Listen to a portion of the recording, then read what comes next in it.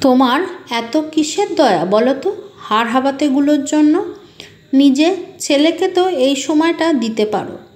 আমি আমার স্বামী অজিতের দিকে অবাক হয়ে তাকিয়ে বললাম, ঘুম থেকে ওঠা আর রাতে ঘুমোতে যাওয়া অবধি তো আমি আমি আমাদের ছেলের সাথেই থাকি। ওকে স্কুল বাসে তুলে তবেই আমি স্কুলে যাই।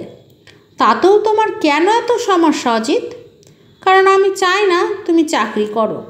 ছেলে হওয়ার আগে পর্যন্ত ঠিক ছিল, কিন্তু এখন চাকরিটা ছেড়ে দেওয়া উচিত। সব মাই স্যাক্রিফাইস করে নিজের সন্তানের জন্য, কিন্তু আমি পারবো না।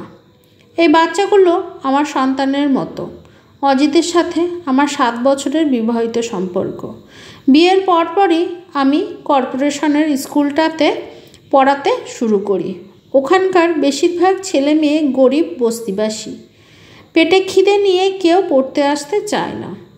যে কজন আসে একটু বড় হলে কাজে যেতে শুরু করে। অনেক মেধাবী ছাত্রছাত্রী লেখাপড়া ছেড়ে দিতে বাধ্য হয়। আমি চেষ্টা করি ওদের লেখাপড়ার গুরুত্ব বোঝানোর, ওদের আর্থিকভাবে সহায়তা করার। যে টাকা আমি উপার্জন করি পুরোটাই দুস্থ বাচ্চা ছাত্রছাত্রীদের স্কুলমুখী আর লেখাপড়ার কাজে খরচ করে। কতবার বাড়িতে বাড়িতে গিয়ে হাত জোর করে অনুরোধ করেছি আপনার বাচ্চাটাকে স্কুলে পাঠান বলে। ছাত্রছাত্রীরা আমাকে ভীষণ ভালোবাসে। আমিও চেষ্টা করি ওদের প্রকৃত শিক্ষায় শিক্ষিত করতে। ওরা ওদের প্রয়োজন নিঃসংকোচে যে আমায় বলতে পারে। তবে শিক্ষক দিবসের প্রতিটা উপহার আমি সযত্নে গুছিয়ে রাখি আমার কাছে। ওগুলো সবচেয়ে দামি জিনিস। আজকাল অজিত চায় না আমি স্কুলে যাই। এই নিয়ে মাঝে মাঝে ঝামেলা লাগে আমাদের মধ্যে। ছেলেকে নিয়ে অজিতের অনেক স্বপ্ন। সে চায় ছেলে তার থেকে অনেক বড় বাপের মানুষ হোক, তার ছেলে বিদেশে লেখাপড়া শিখুক। এর জন্য সে নিজেও প্রচুর পরিশ্রম করে। ছেলেকে বড় স্কুলে ভর্তি করিয়েছে সে। আমি তাকে বোঝাতে পারিনি মেধা থাকলে সাফল্য আসবে, কিন্তু সে তার নিজের সিদ্ধান্তে অনড়। ছেলেরাও বাবাকে ছাড়া চলে না। বাবা ছেলের সব আবদারই মেটানোর জন্য প্রস্তুত। আমি তাকে প্রয়োজন আর বিলাসিতার পার্থক্য বোঝাতে গেলে বলে, আমি আমার একমাত্র ছেলেকে সব খুশি সব আনন্দ দিতে চাই। আমার ছেলে কখনো তার বাবাকে বিমুখ করে নি। আশা অনুরূপ রেজাল্ট করে এসেছে প্রতিবার। আমিও আমার সন্তান সম ছাত্রছাত্রীদের থেকে নিজেকে দূরে রাখতে পারিনি। সংসার আর কর্মজীবন দুটোকে ব্যালেন্স করার চেষ্টা করেছি প্রাণপণে। চেয়েছি আমার ছেলে যেন কখনো মনে না হয় আমি ব্যস্ততার জন্য আমার কাছে সময় নেই। দেখতে দেখতে আমাদের অংশু বড় হলো। একটার পর একটা সফলতার সিঁড়ি অতিক্রম করে গর্বিত করলো আমাদের। একটা সময় সে জানালো চাকরি সূত্রে বিদেশে যাওয়ার কথা। ওর বাবা সানন্দে সম্মতি জানালো। সে তো এটাই চেয়েছিল।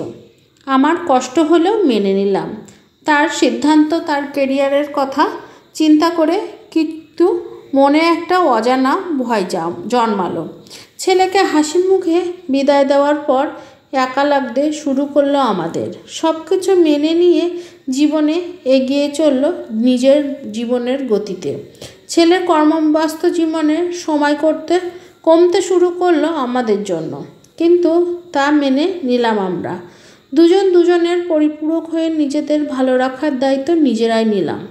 আমার কখনো আমাদের ছেলেকে দোষারোপ করিনি বছরের পর বছর দেশে না ফেরার জন্য বা আমাদের খোঁজ নেওয়া কমিয়ে দেওয়ার জন্য। আমাদের ক্ষোভ ছিল না আমাদের বিদেশিনী বৌমার উপর, যাকে সে আমাদের না জানিয়ে স্ত্রী হিসেবে গঠন করেছিল। কারণ আমরাই তো তার সফলতা চেয়েছিলাম। আর কিছু পেতে গেলে কিছু তো ছাড়তেই হয়। একটা সময় আমার মনে হতে লাগলো অজিত ছেলেকে ছেড়ে বেশ একাকিত্বে ভুগছে। সেটা আমার চেয়ে অনেক বেশি। ছটফট করছে ছেলের সাথে কথা বলার জন্য, কিন্তু উপায় নেই। কষ্ট হলেও মেনে নিতে হলো পরিস্থিতি। বেশ কয়েক বছর কেটে গেছে, ছেলের সাথে আমাদের যোগাযোগ নেই। আর বহু চেষ্টা করেও খোঁজ পাইনি ছেলের ঠিকানা আর ফোন নম্বরের। আমাদের বয়স বেড়েছে, চুলে পাক ধরেছে, দৃষ্টি হয়েছে আবছা। এখন আমরা দিনগুনি মৃত্যুর। রোগ ভরা শরীরের প্রতি মায়া কমছে ধীরে ধীরে। হঠাৎ সেদিন রাতে বাথরুমের শব্দ পেতেই তড়িঘড়ি গিয়ে দেখি বাথরুমে পড়ে আছে অজিত, সম্পূর্ণ অজ্ঞান অবস্থায়। তাকে তোলার মতো জোর আমার ছিল না। রাস্তায় ছুটলাম সাহায্যের আশায়।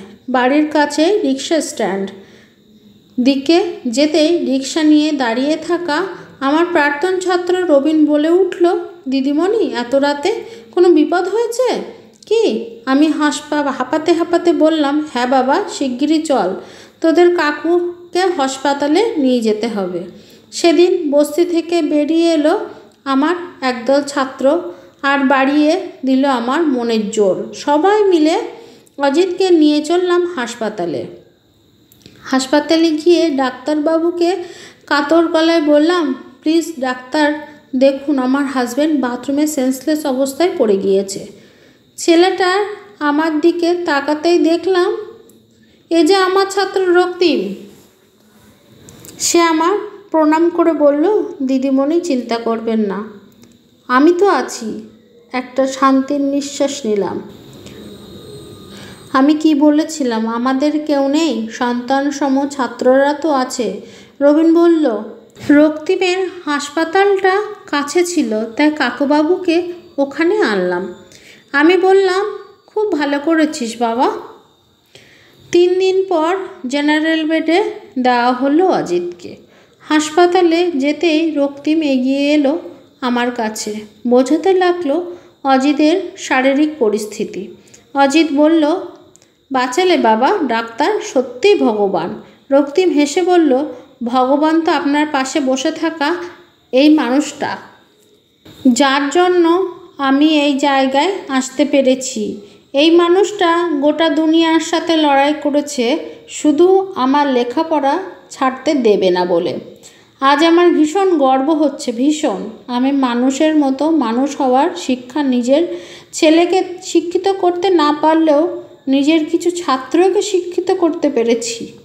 রক্তিম বলল, 10 দিন পর পর এসে চেক আপ করিয়ে নিয়ে যাবেন দিদিমণি। একটা স্ট্রোকের কারণে এই দিন স্যারের এই অবস্থা হয়েছিল। আর ভাই রবিন, ওই দিনগুলোতে দিদিমণি আর স্যারকে দায়িত্ব করে এখানে নিয়ে আসতে হবে তোকে। রবিন তার গামছা দিয়ে কপালে ঘাম মুছে বলল, সে তোকে বলতে হবে না ভাই, ওনাদের জন্য এইটুকু করতে পারলে নিজেকে ধন্য মনে করব। আমার চোখ থেকে অজান্তেই গড়িয়ে পড়ল 2 ফোঁটা জল। তারপর কয়েক মাস কেটে গেছে। এখন অজিত অনেকটাই সুস্থ। মাঝে মাঝে আমার ছাত্রছাত্রীরা এসে দেখা করে যায় আমাদের সাথে। ছাত্রীরা সঙ্গে আনে নিজেদের রান্না করা শুক্তো আর আলু পোস্ত। আমার ছাত্র জগা যে না পড়া পারার জন্য সব সময় বকা খেত আমার কাছে, রোজ সকালে নিজেই বাজার করতে যাওয়ার সময় লিস্ট মিলিয়ে আমাদের বাজারটা করে আনে। বারণ করলে বা টাকা দিলে সে ঠোঁট ফুলিয়ে বলে, আমি লেখাপড়া ভালো ছিলাম না বলে এটুকু কি করতে পারবো না আপনার জন্য? আমিও বলি, ঠিক সময়ে লেখাপড়া করলে এই দিনটা আর দেখতে হতো না। 2 ছেলের বাবা জগা এখনও মাথা নিচু করে পালিয়ে যায়। এর মধ্যে রক্তিম বেশ কয়েকবার এসে দেখে গেছে অজিতকে, বলে গেছে কোনো সমস্যা হলে তাকে ফোন করতে, সে চেষ্টা করবে আমার বাড়িতে চলে আসার। এখন আমি আর অজিত দুজনে মিলে বস্তির ছোট্ট বাচ্চাগুলোকে পড়ায়। বিকেল হলেই এক ঝাঁক প্রজাপতির মতো ছোট্ট ছোট্ট বাচ্চা ছেলে বেড়ায় আমাদের বাগান জুড়ে। তখন আমি আর অজিত তাড়িয়ে অনুভব করি ওদের দুষ্টুমি আর হইহুল্লোড়। আবার সন্ধ্যায় আমার বানানো বেগুনি আর মুড়ি দিয়ে চলে আমাদের খাওয়া আর পড়ানো। বেশ আছি আমরা এখন। আমি যে সন্তান ছাত্রছাত্রীদের জন্য নিজেকে উৎসর্গ করেছিলাম, আমার নিজের ছেলে বাবা মাকে ভুলে গেলেও প্রতিদান দিয়েছে তারা। আসলে নিঃস্বার্থভাবে মানুষের ভালো চাইলে, সাহায্য করলে একদিন তার সুফল মিলবেই। নমস্কার। আমার ভিডিওটা যদি আপনাদের ভালো লেগে থাকে তাহলে অবশ্যই লাইক, শেয়ার ও কমেন্ট করতে ভুলবেন না।